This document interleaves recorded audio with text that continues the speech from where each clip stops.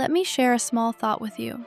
You might have today's topic sitting quietly on your kitchen shelf right now.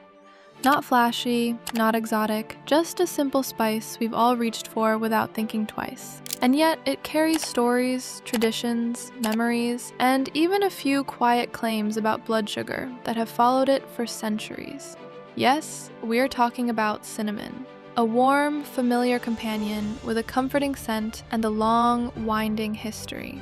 The kind of aroma that feels reassuring before you can even explain why.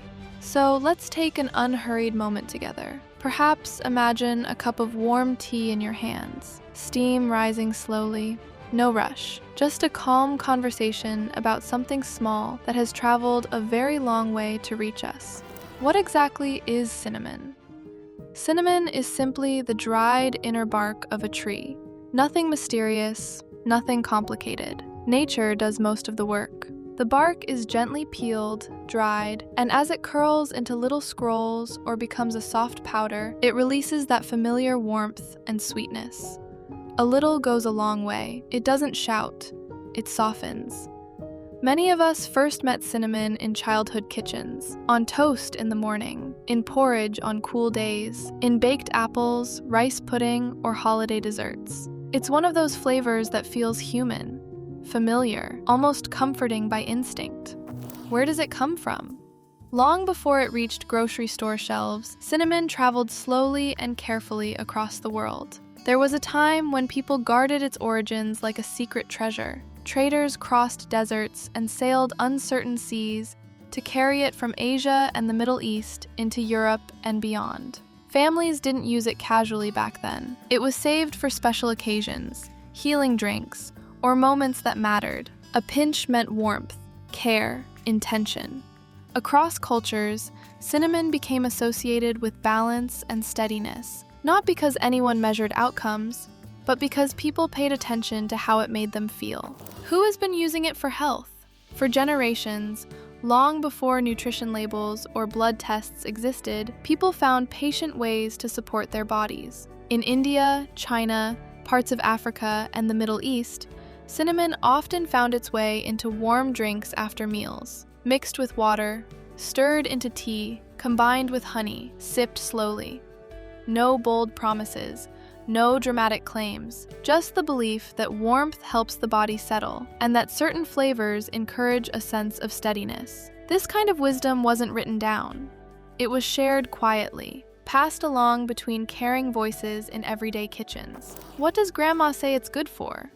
Ask a grandmother with a well-loved spice rack, and you'll likely get a knowing smile, maybe even a small shrug. It helps, she might say. It keeps things steady. Cinnamon was often sprinkled on porridge, stirred into tea, or baked with fruit after heavier meals, especially when sweets were involved. Not to fix anything, just to bring things back into balance. No one expected instant results. They trusted consistency, moderation, and time. But does modern science agree? Here's the honest, measured answer. The science is mixed.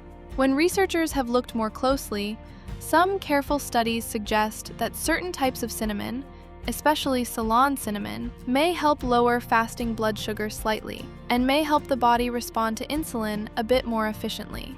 Other studies, however, show very little effect at all. So the most responsible conclusion is this: cinnamon shows some promise, but it's subtle. It's not something to rely on by itself. Think of it as a supportive presence in the background, not the main tool. Understanding the nuance. Blood sugar is influenced by many things. What we eat overall, how we move, how we sleep, stress, medications, genetics. Expecting one spice to override all of that would be unfair to the body and to reality. If cinnamon helps at all, it does so quietly, alongside other habits. And for some people, it may not help much at all. That doesn't make the tradition wrong. It simply reminds us that human bodies are wonderfully individual. A practical, down-to-earth tip. If you already enjoy cinnamon, moderation is key. About half a teaspoon to 1 teaspoon a day is generally considered reasonable for most adults. Sprinkled on oatmeal. Stirred into yogurt. added to tea or warm fruit. Choose Ceylon, often called true cinnamon when possible. It has much lower levels of coumarin, a natural compound that can strain the liver if consumed in very high amounts over time. The more common cassia cinnamon contains much more of it. And if you're managing diabetes or taking blood sugar medication, it's wise to check with your doctor before using cinnamon supplements. Even natural things can interact more than expected. If you already enjoy a small sprinkle of cinnamon each day, simply notice how it feels for you. No pressure, just quiet curiosity, a moment of perspective. There's something reassuring about small rituals, about care that doesn't demand urgency or perfection. Cinnamon doesn't promise transformation. It offers familiarity, warmth, and a sense of continuity with those who came before us. Sometimes that's enough. So, my friends, cinnamon is an old companion with a comforting aroma and a long, patient story. It may offer a small measure of support for blood sugar for some people, but it isn't a treatment. And it works best as part of a larger picture that includes healthy habits and professional guidance.